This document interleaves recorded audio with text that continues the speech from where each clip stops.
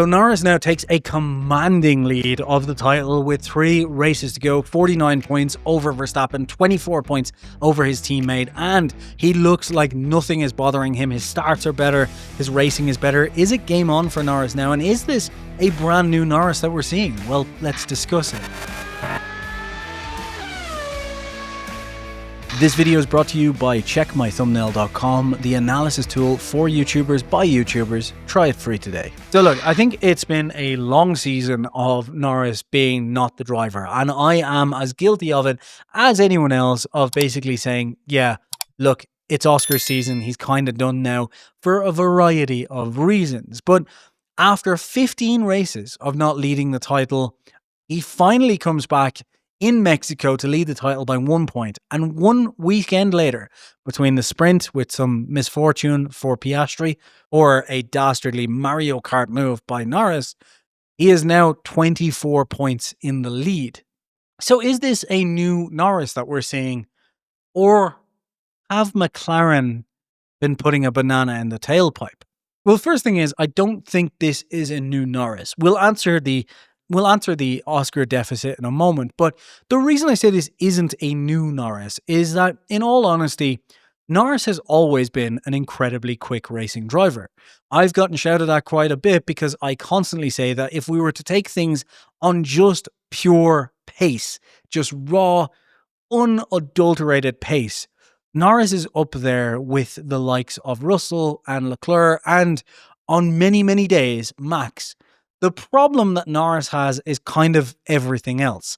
And in fact, I don't even think it's down to aggression or racecraft in reality either, because there has been many times over the years where Norris has made some incredible moves. Remember, even before McLaren had a decent car, when they were nowhere, Norris was constantly on the podium. He was like a fixture of the podium that everyone thought was going to be a future world champion when they got him. And at one point, there was a good inkling that he would go to Red Bull. This is how highly rated he was. Red Bull thought he was the answer to their prayers, and he decided, thankfully for him, I guess, to stick with McLaren. His prodigious pace has been known about for a long time, and his aggressive racecraft has been obvious. One of my favorite moments of watching Lando Norris was back in Monza in, I believe it was 2022, it could have been 2021, when he went off onto the grass and just completely, and went past Leclerc in a move that just, as Martin Brundle, I believe, said, that took some balls. May have not been his exact words, but that's, but around those. The point is, when it comes to just pure out-and-out racing and pure performance, Norris has always been great. And in fact, when it comes to pure pace last year, he beat Piastri by 18-6, I believe it was, in qualifying and in most of the races. So when it comes to pure pace, I don't think that's the problem. And I don't think what we're seeing right now in terms of pure pace is a new Norris. This is the old Norris. When we look at the gap between him and Oscar over the last few races even, yes, there was the outlier of Mexico, and yes, it was a bit higher in Austin, but for reasons we've already discussed on this channel, outside of those, even Singapore and so on, the pace deficit was pretty much the same as we would have expected it to be coming into the season. So I don't think it's a new Norris, because the performances he's pushing against Piastri right now are the exact same performances that he pushed against Piastri last season, weekend in, weekend out. So what I think has happened here is less of a Piastri being sabotaged, as people say, banana in the tailpipe, and more of Norris just dealing with some stuff and finally getting on top of some stuff that really kicked him in the teeth over the course of the season. The first one is that, obviously, I think from the outset, Piastri was more comfortable with this car. Look, Piastri has made an amazing step over the course of the off-season. The main step that he's made is he has gotten a lot better with tyre management. As I said in a recent video, I think he still has some work to do, which was exposed in low grip places like Austin and Mexico. But in general, he has been far, far, far better on tyres. He's not dropping off in his tyres against Norris in the same way that he was last year, to even a close extent. And even in today's race, when he was off the pace and so on, his tyre management was still good. And if it wasn't for that penalty, he probably would have finished P2, P3 anyway, because his pace was there. But when it comes to pace, the big thing was that it seemed like straight away Oscar Piastri had jumped and made up for the 2/10 that he was essentially off Norris last year. That's what it looked like at the start of the season. And it was pretty much consistent throughout. We would get from Q1 to Q2 with Norris looking good, go into Q3, and Piastri would outperform him by a tenth or so. In reality, you're talking a 3/10 jump.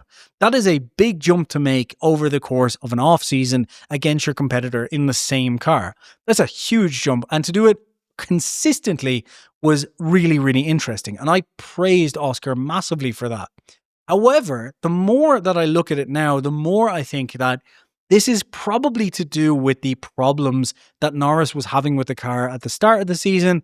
And I think that not only did that knock his confidence, put him under pressure and so on, it also kind of explains this comeback now. Basically, at the start of the season, McLaren went very, very aggressive in terms of their platform stability. And that meant making something along the lines of the anti-dive that we're talking about. But essentially, they made their pull rod front suspension in a particular way where there was basically no dive whatsoever. The car was extremely stiff into braking, to turning, and basically kept the entire platform level. This gave them a huge advantage over the rest of the teams. However, it essentially meant that you got no feedback from the front. And I think that Piastri was able to deal with that perfectly. And given that the car had an advantage, he was also able to kind of let back a bit, manage the tires and so on. But Norris, with his smooth style and how he manages the tires, was kicked back by this because he got no feeling from the car whatsoever. This meant he was, unable to really put pressure on the car because he wouldn't know when it was going to snap, because you can only drive the car to its limits. And as soon as you go over that limits, you go into the wall. So essentially, by not getting that feedback, something that Norris was accustomed to, he couldn't do it. So therefore, I think that's where the huge problem was, because as soon as they started changing that over the course of Austria and Canada, you could see that Norris got some of his groove back immediately. I think by then the confidence was done, but we'll get to that in a minute. So I think that's where we saw the difference between the two. I think Piastri could deal with that a lot better than Norris could. Piastri therefore had a lot of confidence. And when it comes to those last kind of tenth or two in qualifying, you need that confidence to really level it, to really flat out push it. Because like I said, one wrong step over the limit into the wall. I think that's all it was. And I think that Norris is the type of driver who really, really fucks up when it comes to confidence. So I think all that's happened here is that over the course of the season, those kind of, throughout it, almost up to kind of Zandvoort, Piastri had the car that was better for him. They gave Norris the updates. It took them a while then to get that into place, by which time his confidence was shot because he was being essentially destroyed by Piastri every single weekend.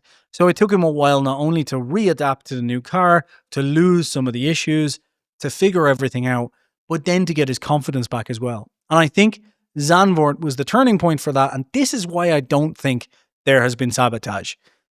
Zandvoort being the turning point kind of tells me everything I need to know. It's not that Norris lost his pace.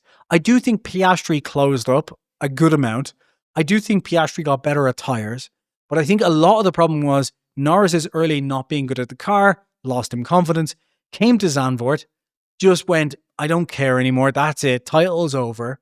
And during that period, was able to fix the one thing that has fucked up Norris for 2 seasons now, his mentality. The stress was off. And because the stress was off, he was able to be more aggressive. And clearly, the right people started giving him the right advice. Take the Delta off your dashboard, lock X and Instagram on your telephone, start playing this more as a running fun game.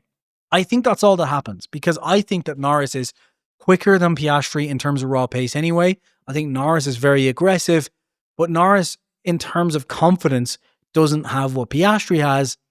And I think that's what hit him. And it all makes sense to me that they finally gave him a car that he was comfortable with in Austria or Canada. By then the damage was done though. It took him a while to come back. Zandvoort then allowed him to completely reset his brain, because essentially for him, the title was over now unless things changed rapidly.